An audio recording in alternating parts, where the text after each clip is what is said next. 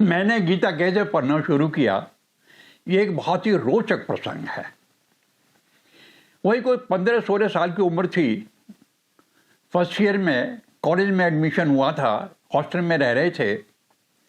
तो कॉलेज में एक गुरुजी आए थे जिन्होंने प्रोग्राम किया था।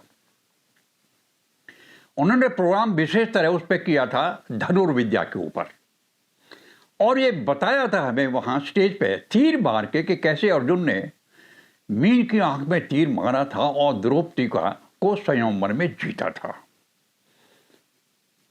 बहुत बहुत रोचक प्रसंग लगा था, हम बड़े अभिभूत हो गए थे।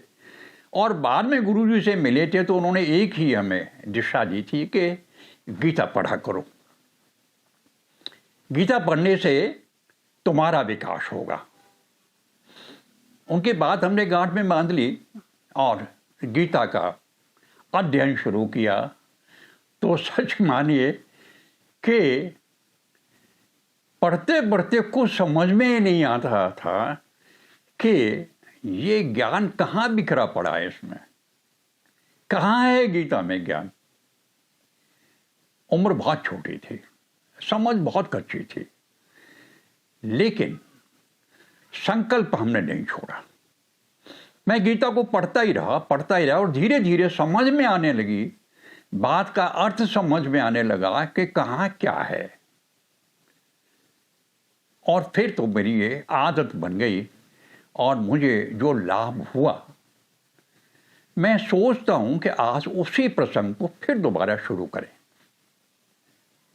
अब हम इस माध्यम में बैठ के साथ साथ गीता का अध्ययन करें, मनन करें, पठन पाठन करें और देखें कि हम इसमें और क्या अनुदान कर सकते हैं।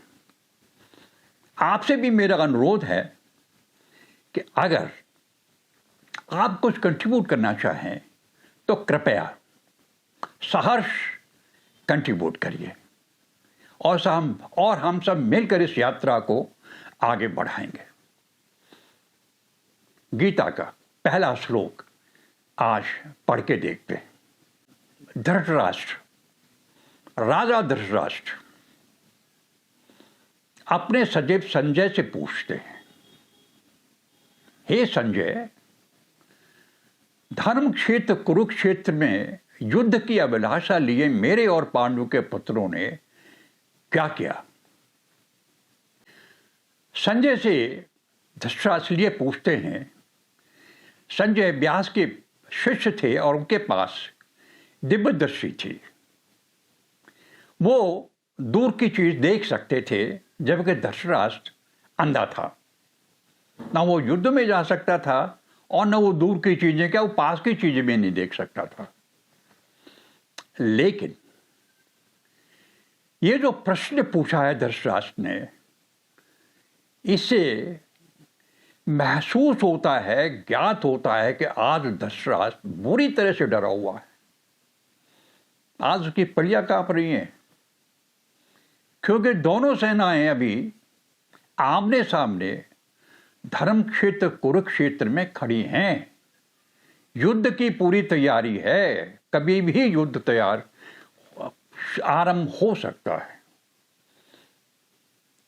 धृतराष्ट्र के डर महत्वपूर्ण डर हैं, क्योंकि हत्या की जड़ इसमें अगर कोई है तो धृतराष्ट्र ही है।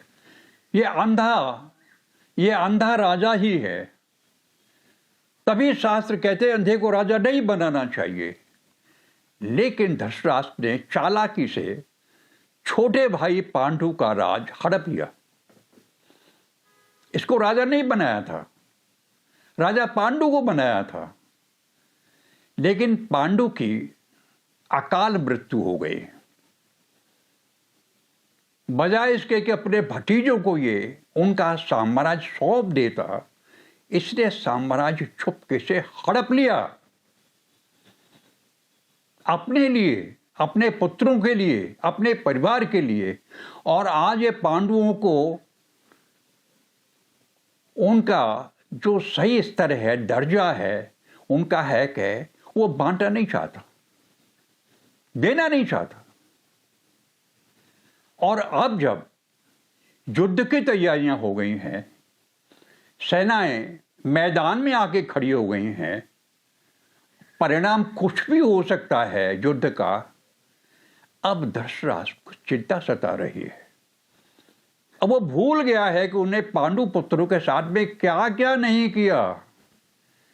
उसके बेटे दुर्योधन ने लाक्षागृह में पांचों पांडवों की मां को जलाकर मारने की का षड्यंत्र रचा।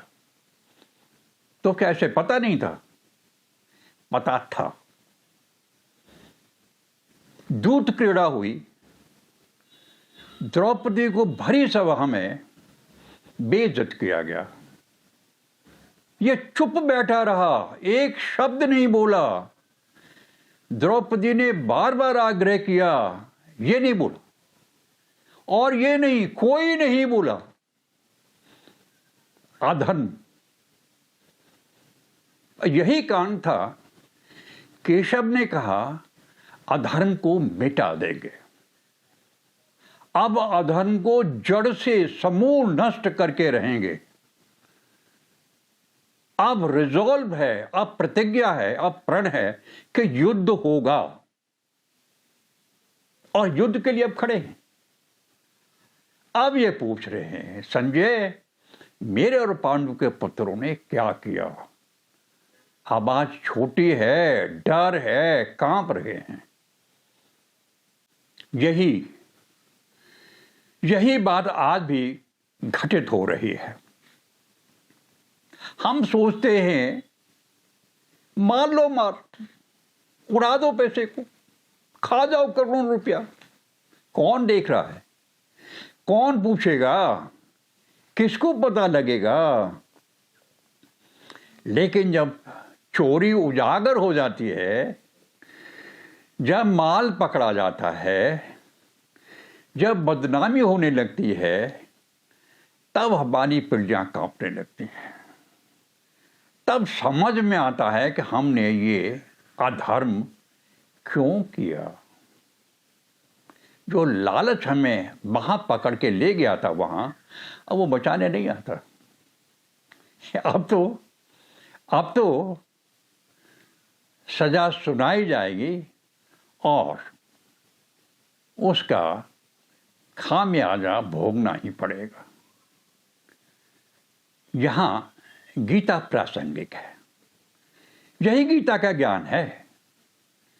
यही गीता धर्म की बात करती है। यही गीता धर्म की रक्षा की बात करती है। अगले प्रसंग में इससे आगे बात करेंगे। तब तक के लिए धन्यवाद।